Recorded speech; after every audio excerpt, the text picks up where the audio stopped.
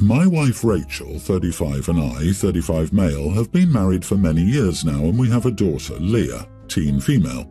I'm not proud to admit it, but I had another child while I was married to Rachel through another relationship. That's Aidan, tween male. I kept it a secret for them, and I paid child support to Aidan's mother. I was meeting absolutely all of their expenses. She had a good job too. She passed away recently and Aidan was alone. I didn't want my son to suffer like that without any parents. The reason I didn't reveal his identity to Rachel and Leah was that I didn't want to cause a fight, but now I had no choice. I went through all the proper procedures to get custody of Aidan. Recently I made him live in my house. My wife and Leah did not take it well. They went ballistic when they learned about him, and Rachel screamed how I shouldn't even dare to think of letting him take a step inside. Leah was saying the same stuff, but I didn't back down. They eventually had to be okay with the decision. They've been absolutely livid about it, and Rachel has been demanding to get Aidan away from the house. I told her that I wouldn't do that and warned her against doing anything to him. Leah got mad and asked me whether I value someone who was born out of a loose woman, and I lost my temper. I got up and told them to get out of my house if they didn't want to reside with Aidan. In the end, Rachel was crying and they're not talking to me. Am I the idiot? You are the idiot, major one. This situation your family is in is your fault. You cheated on your wife. You kept it a secret, and now you sprung a secret like this on them with no warning. And now they have to live with a stranger and treat him like a son and brother with zero adjustment time. You didn't want to start a fight? How did that work out? I hope you enjoy being a divorced dad, and you know who your son will blame for the scorn he gets from his sister. Congrats on alienating your whole family. Dude, give her a divorce and let her move on with this horrible part of her life. I don't think you know how badly you destroy people when you cheat. Some of them never recover again to be able to love. This is despicable behavior. Leave your wife and daughter in the house and find an apartment for you. Kicking her out is ridiculous. She didn't do anything you did it all. He also fooled her into thinking he was a half-decent person. If she'd known what garbage she was married to a decade ago, she could have divorced him then and maybe built a nice life with someone who actually loves her. He stole a decade of her life because he didn't want to start a fight, which actually means he didn't want her to know what kind of man she was married to. He didn't really want to face the full consequences of his actions. He did the minimum in acknowledging Aidan and paying child support, but never fully owned up to everything until he absolutely had to. He's a coward. Ironically, if this is true, he may also have screwed himself over here. In states with alimony and for federal purposes, being married for 10 years is often a major milestone. Rachel may be due far more during divorce proceedings now than she would have been 12 years ago. Update: I don't want Leah absent from my life, and Aidan is also my son. I have the right to bring him to my house as his father. For those who are gleefully saying that they hope Rachel divorces me, I'd rather have Aidan in my house than live with Rachel or Leah without him. I'm rich and I can make my own path and find another wife if I want to. Absolutely nothing justifies calling her mother a loose woman like Leah did. Using that language absolutely blames him, his mother, and his ostracism. And yes, it is my house. It's theirs as well, but not legally. I own it. I gave them time to process it. I did not suddenly bring Aidan in, just to clarify. Oh boy, his update doesn't redeem him at all.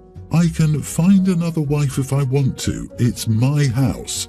I ripped the world down around my wife's ears and then dared to get mad when she and my daughter got angry with me. Wow, what an idiot. Also, OP, be under no illusion that if all you've done is be the bank for your son, he wants nothing to do with you right now either. I'd rather have my son in my life than my daughter was also special. This guy is truly despicable. The fact that he's rich, yet after at least 14 years of marriage, he gave his wife zero legal rights over their house and is behaving so callously is just gross. I'm also thinking about the tween son who is watching this go down. He likely already knows that he was an affair baby, secret child, secret family, which is incredibly damaging itself. Now he's watching his dad throw a huge temper tantrum because the secret's out and indicates that he's willing to throw away a wife and another biological child. My daughter Gigi is always stirring up drama. She was a tattletale as a child and has unfortunately not grown out of it in her 30s. Gigi has this one-sided feud with my daughter-in-law Deb. It's gotten worse because Gigi and her son Max, preschooler, moved in recently. I will spend my breakfast and dinner listening to how much Gigi hates Debbie. Debbie is a career woman, and I don't know if grandchildren are in her future. We don't ask, but the one-sided feud is caused by how Debbie hasn't given my son a child yet and how selfish Debbie is. Now Gigi told us that she's pregnant again. This is shocking for several reasons, but mainly because I've never even heard of my daughter having a boyfriend. In the 2 weeks after Gigi announced her pregnancy, no father has been mentioned. I asked Gigi if it was a Christmas miracle about her pregnancy, and she went off on me, saying at least I'm not like Debbie and being selfish by not giving you grandbabies. I was in a short temper and I told her everyone else likes Debbie more than you because she's not just a miserable cow all the time. I'd rather have a Debbie move in with me than you or your babies because at least Debbie will work her butt off to help provide for the family. Gigi is upset because I'm not happy for her and my new grandbaby, who will now be stuck living with me. My wife thinks I'm such an idiot for saying that, and I should be happy for Gigi and not praise Debbie too much because it makes Gigi do stupid things like trying to get pregnant to one-up Debbie. I think this is the dumbest thing I've ever heard, and I refuse to apologize to Gigi for what I said. If she doesn't like it, she can move out. Not the idiot, OP. Your daughter sounds exhausting, self-centered, and honestly super shallow. Maybe your son doesn't want kids. Maybe Debbie doesn't want kids. Maybe Debbie can't have kids, or your son. Either way, it's none of Gigi's business. If the only praise she can think of for her self-worth is that she can pop babies out, unlike Debbie, I'm terrified of the conditions those children will grow in. If she's trying to gain your approval by one-upping your daughter-in-law and getting pregnant, she must not know you very well. Your wife thinks you should not praise Debbie too much because it makes Gigi do stupid things like try to get pregnant to one-up Debbie. I'm sorry, what? That sentence was so bonkers. Your wife is unhinged, and so is Gigi. The time has come. The day has arrived. The reality train is at the station. I'd be fuming if Gigi was my daughter. 100% Gigi is jealous of Debbie's life as a career woman with money who lives with her husband and not her parents while in her 30s. Gigi is a straight-up bitter hater. I tell her that it's time for her to move out and think about running her own household and providing for her children. It sounds like she doesn't have a plan to do any of those things, and she hates Debbie for having a job and proving that it's possible. Gigi needs a goddamn wake-up call. My husband and I have been married for about a year. He has a tween, Nia, and I have a younger tween, Adeline. My husband is the kind of guy who considers himself very manly. He won't do anything he considers feminine. For example, if I need tampons, I have to buy them myself because he thinks it's too feminine for him to do. However, he's a hypocrite because he does everything Nia asks him to do. For example, Nia loves doing makeup on other people, and my husband lets her use him as a model. Well, yesterday I got home to my husband kneeling in front of Nia and polishing her toenails. Adeline asked me to polish her nails for her. I was busy preparing the dinner, so I asked my husband to do it. He told me that he's not comfortable with doing this. Too feminine. I asked him why he was comfortable doing this for Nia.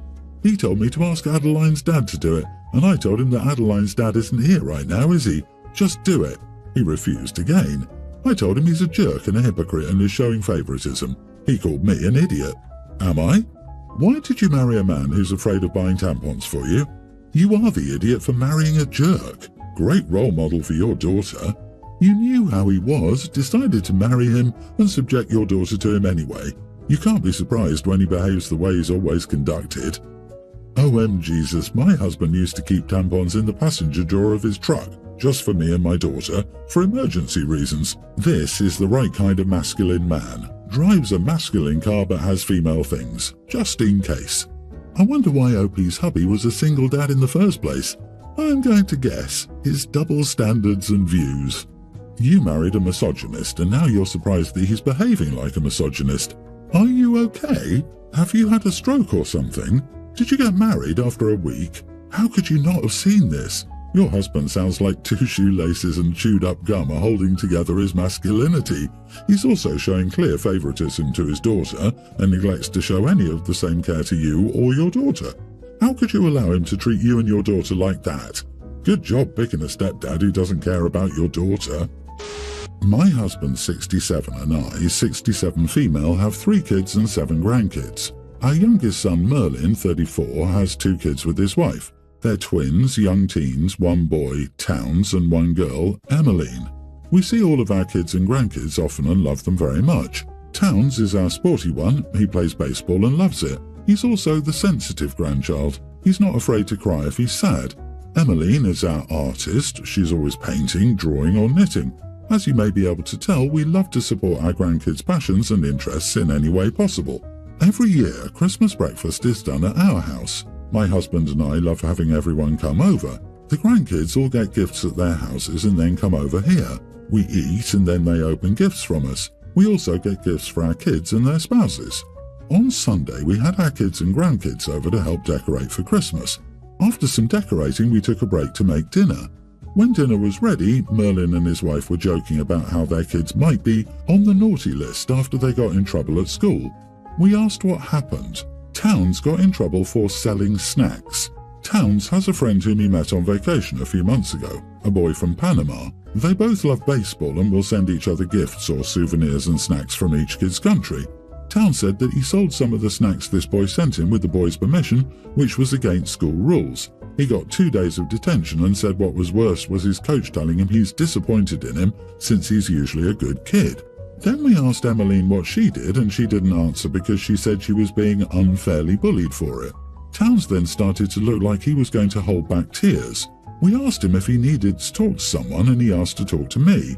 He said that Emmeline had said some racist things to a Hispanic boy, making jokes about his culture and heritage, and how she got suspended for 3 days, and that she was getting some pushback, but he thought it was justified pushback. I then asked my husband to speak to me, and after talking, we asked Merlin to talk to us. We told Merlin we were concerned about Emmeline's behaviour, and he said that both kids got in trouble, so we should also be concerned about Towns. We told him it wasn't the same and also told him he needed to address Towns' feelings about this. He dismissed us. We then told him that if he didn't take these actions, he and Emmeline wouldn't be getting Christmas gifts. He then talked to his wife and I could see her getting uncomfortable. When they got home, he called me to say I was acting immature and overstepping my bounds. He said that he's the parent, that he and his wife get to call the shots in his house, and that we were being petty. Am I the idiot? You are the idiot. Why does it seem like everything revolves around Towns for you? Why should your son address Towns' feelings in regard to Emmeline's punishment? Sure, she deserves punishment, but that shouldn't be dictated at all by her brother. First, I think you're unfairly interfering in your son's parenting. If you want to have a frank conversation with Emmeline, then that seems reasonable, but setting ultimatums with your adult son is ridiculous. Second, I think you have favourites here. Emmeline is her own person and should be treated as such. She's not an extension of Towns' feelings. She is her own person. I wouldn't be surprised if that's why your son pushed back. I think it's totally appropriate to be disappointed in your granddaughter for saying awful things, and as a grandparent, you should talk to her about it. But you are the idiot for using Christmas as a tool for punishment. Christmas and birthdays should stand alone. P.S. I'm curious how a kid gets 2 days of detention for selling snacks. That's crazy. Both kids received punishment from school authorities for breaking school policies. Emmeline received 3 days, 1 day more than your grandson.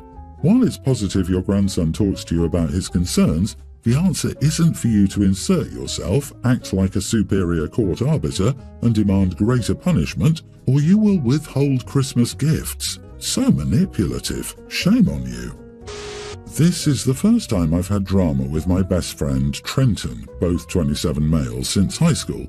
I've known his wife Chrissy since college, and during their wedding I met Becca, who was the maid of honour, 28.